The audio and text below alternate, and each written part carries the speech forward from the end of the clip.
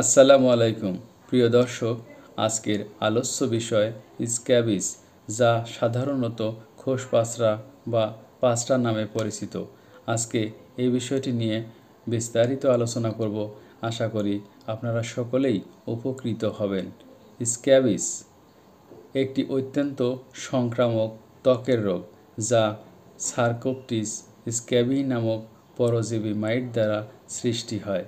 এটি ত্বকের নিচে প্রবেশ করে এবং সেখানে ডিম পাড়ে এবং এক ধরনের অ্যালার্জিক প্রতিক্রিয়া সৃষ্টি করে। বাংলাদেশে স্ক্যাবিসের ঘটনা তুলনামূলকভাবে বেশি, বিশেষ করে ঘনবসতিপূর্ণ ও কম পরিচ্ছন্ন জায়গায় এগুলো বেশি দেখা যায়। স্ক্যাবিসের কী কী কারণ থাকতে পারে? স্ক্যাবিসের মূল কারণ হলো সারকোপটিস স্ক্যাবি মাইট। এই মাইট খুবই ক্ষুদ্র এবং খালি চোখে দেখা যায় না। এটি ত্বকের উপরিভাগে প্রবেশ করে এবং সেখানে গর্ত করে ডিম পাড়ে। সংক্রামিত ব্যক্তির সঙ্গে সরাসরি ত্বকের সংস্পর্শ বা অন্য কোনোভাবে পোশাক আশাকের মাধ্যমে, বিছানার চাদর, তোয়ালে ইত্যাদি ব্যবহারের মাধ্যমেও অন্যান্য ব্যক্তির মাধ্যমে এটি ছড়িয়ে থাকে। স্ক্যাবিস হলে কী কী ধরনের লক্ষণ প্রকাশ পায়, চলুন জেনে নেওয়া যাক। তীব্র চুলকানি, বিশেষ করে রাতে বেশি হয়। লালচে র্যাশ বা ফুসকুড়ি, আঙুলের ফাঁক, কবজি, কনুই, কোমর, নাভি, যৌনাঙ্গ ও বগলে বেশি দেখা যায়।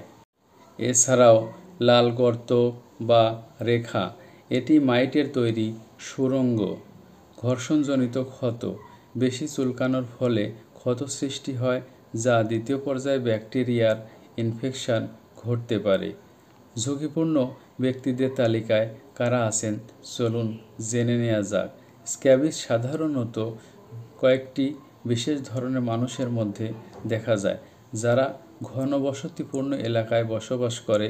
বয়স্ক ও শিশু রোগীদের মধ্যে এটি বেশি দেখা যায়, যাদের রোগ প্রতিরোধ ক্ষমতা দুর্বল হয়ে গেছে, যারা পরিষ্কার পরিচ্ছন্নতা ঠিকমতো বজায় রাখেন না। স্ক্যাবিস হলে কী কী চিকিৎসা নেবেন? স্ক্যাবিসের চিকিৎসা বেশ সহজ, তবে এটি সম্পূর্ণরূপে নির্মূল করতে এবং নির্ধারিত পদক্ষেপ অনুসরণ করাটা খুবই জরুরি। মাইট মারার ওষুধ স্ক্যাবিসাইডাল, যেমন ক্রিম বা লোশন। পারমেথ্রিন 5% সবচেয়ে বেশি ব্যবহৃত হয়। বেনজাইল বেনজোয়েট, এছাড়াও সালফার মলম রয়েছে। সংক্রামিত ত্বকের অংশে এই ক্রিম লাগাতে হয় এবং সাধারণত 8 থেকে 12 ঘন্টা পর ধুয়ে ফেলতে হয় এবং প্রথম পর্যায়ে এটা যদি ঠিক না হয় 1 সপ্তাহ পরে আবারও এটি ব্যবহার করতে হয়। চুলকানি এবং অ্যালার্জি নিয়ন্ত্রণের ক্ষেত্রে অ্যান্টিহিস্টামিন ব্যবহার করতে হয়। সেক্ষেত্রে সেটেরিজিন, লোরাটিডিন এসব ওষুধ ব্যবহার করা যেতে পারে। কখনো কখনো স্টেরয়েড ক্রিম ব্যবহারের পরামর্শ দেওয়া হতে পারে। পরিবার ও ঘনিষ্ঠদের চিকিৎসা। স্ক্যাবিস খুব সহজেই ছড়ায়, খুব সহজেই সংক্রামিত হতে পারে আশেপাশের বা পরিবারের সদস্যবৃন্দ, এবং এই ব্যক্তিদেরও চিকিৎসা নেওয়া জরুরি। স্ক্যাবিস প্রতিরোধে কী কী করা যেতে পারে? পরিষ্কার পরিচ্ছন্ন থাকতে হবে অবশ্যই। প্রতিদিন স্নান করতে হবে। পরিষ্কার পরিচ্ছন্ন পোশাক পরতে হবে। ব্যক্তিগত জিনিস আলাদা রাখা, যেমন তোয়ালে, বিছানার চাদর, জামা কাপড় আলাদা পরিষ্কার রাখা এবং একজনেরটা আরেকজন ব্যবহার না করা। স্ক্যাবিস আক্রান্ত ব্যক্তি থেকে দূরে থাকা। সংক্রামিত ব্যক্তির সঙ্গে সরাসরি সংস্পর্শ এড়ানো। পরিষ্কার পরিচ্ছন্ন পরিবেশ, বাড়ি পরিষ্কার রাখা এবং সূর্যের আলোতে বিছানা ও বালিশ শুকানো। বিশেষ সতর্কতা কিছু অবলম্বন করতে হবে।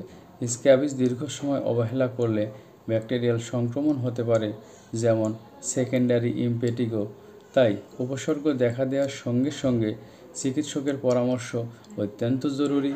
স্ক্যাবিস সম্পূর্ণ নির্মূল করতে ব্যক্তিগত স্বাস্থ্যবিধি মেনে চলতে হবে এবং চিকিৎসকের পরামর্শ মেনে অবশ্যই চলতে হবে, এবং এ রোগের থেকে পরিত্রাণ পাওয়ার এটাই অন্যতম উপায়।